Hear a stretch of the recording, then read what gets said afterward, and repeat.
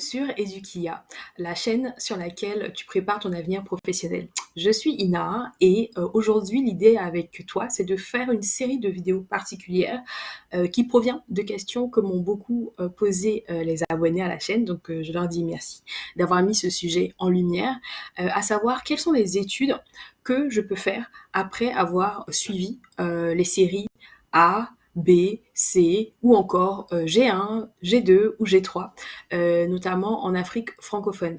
Voilà. Donc on a des noms différents en fonction de certains pays. J'hésiterai pas à les mentionner au fur et à mesure. Donc ici, l'objectif c'est vraiment de savoir est-ce que le bac que j'ai obtenu ou que je vais obtenir me permet de m'inscrire dans cette filière ou non.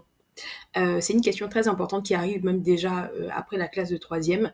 Et l'idée, c'est vraiment de se positionner assez rapidement pour ne pas être déçu au final par ce qui s'offre à nous.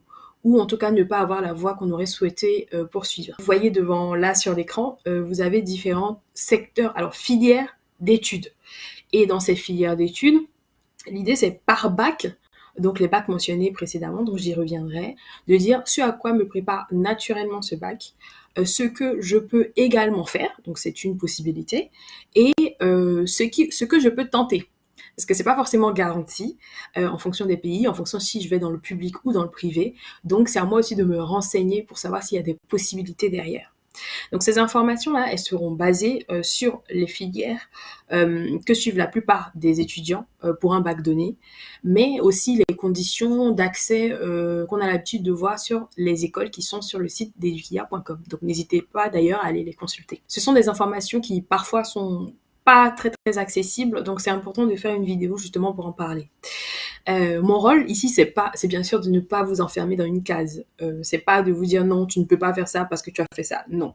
C'est de dire généralement, en fonction de la voie que tu as suivie, voilà ce qui va être plus facile, ou en tout cas plus simple, que certaines autres filières. Et comme ça, toi, justement, en tant qu'élève, étudiant, tu peux te préparer à l'avance et anticiper que, ah, là, si je fais telle filière, ça m'envoie vers là ou vers autre chose.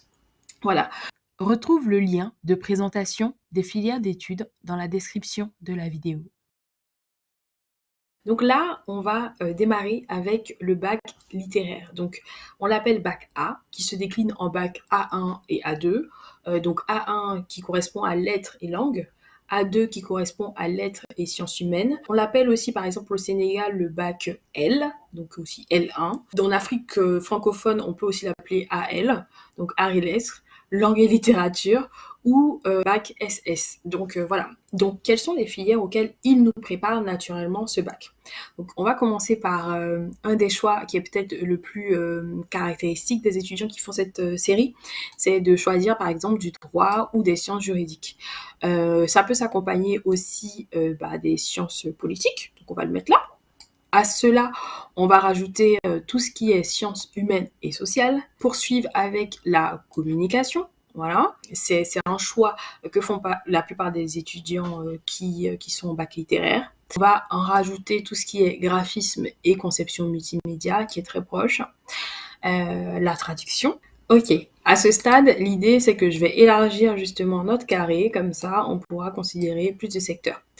Donc ensuite, on va mettre tout ce qui est culture, documentation et patrimoine, qui en fait partie également de ce qui est possible de faire avec un bac littéraire. Bien sûr, on a l'enseignement. L'enseignement, de toute façon, dans la plupart des filières, on peut s'orienter là-dedans. L'enseignement, mais on a aussi tout ce qui est hôtellerie et tourisme. Et pourquoi pas tout ce qui tourne autour de l'art et du design. Maintenant, ça, c'est ce à quoi le bac littéraire nous prépare naturellement. Ce qui est intéressant, c'est qu'on peut aussi y rajouter, parce que ça dépend vraiment des écoles, tout ce qui est architecture et urbanisme, qui sont accessibles pour certains établissements, l'armée et la police, l'artisanat, les sciences économiques, le commerce et la gestion font aussi partie de ce qui est possible de faire avec un bac littéraire. Voilà. Et tout ce qui tourne autour de l'immobilier est également accessible. La santé, dans certains pays ou selon certaines modalités, ou si l'école est privée, il y a possibilité également de rejoindre ces filières. Et on peut aussi y rajouter l'informatique. Surtout que l'informatique, ça peut être aussi une voie souvent de réorientation et de reconversion. Donc, c'est tout à fait possible de s'y orienter. Bien sûr, en renforçant certaines capacités dans tout ce qui est d'ordre scientifique, mais bon, ça peut venir avec l'expérience. Après, pour tous les domaines que je ne mets pas particulièrement dedans, c'est parce que c'est vraiment à la discrétion des établissements, que ce soit public ou privé, et qu'il faut se renseigner. Ça ne veut pas dire que c'est exclu.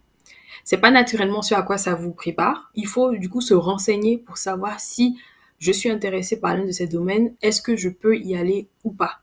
Ou si je ne peux pas y aller côté public, est-ce que côté privé, je peux essayer d'y rentrer ou pas? Donc voilà un peu la classification pour tout ce qui est bac littéraire. Donc on reprend donc sciences, alors droit et sciences juridiques, sciences politiques, communication, traduction, graphisme, art et design, les sciences humaines et sociales, tout ce qui est culture, documentation, donc bibliothèque, mais aussi patrimoine, artisanat, l'hôtellerie, et à considérer parce que il y a certains pays où on peut s'y inscrire, tout ce qui est de l'ordre de la santé, l'architecture, l'urbanisme, l'immobilier et l'informatique. Donc ils vont peut-être nous demander des remises à niveau sur les matières scientifiques, mais ce n'est pas à exclure. Voilà. J'espère que maintenant tu as une meilleure visibilité sur les filières d'études qui te sont accessibles en fonction de la série de bacs que tu prépares ou que tu as obtenu. Donc je compte sur toi pour partager, informer le maximum de jeunes, donc ceux qui viennent d'avoir le bac, tes camarades de classe, mais aussi alors les parents qui regardent, informer les plus jeunes et continuer d'approfondir les connaissances sur les secteurs. Bien sûr, vous avez la bibliothèque de contenu edukia.com qui est là à votre disposition. Vous avez des vidéos avec des professionnels qui parlent de leur métier.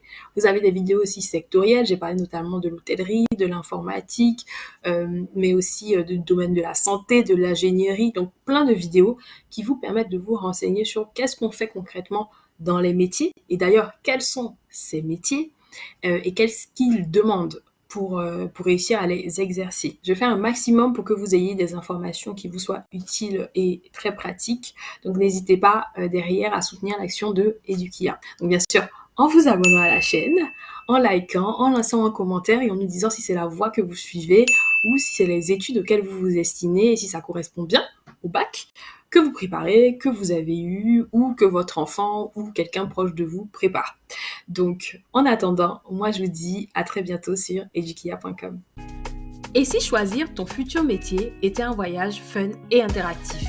Découvre le livre Mission Orientation, l'aventure en 10 étapes pour trouver ta voie et réussir ton choix métier formation.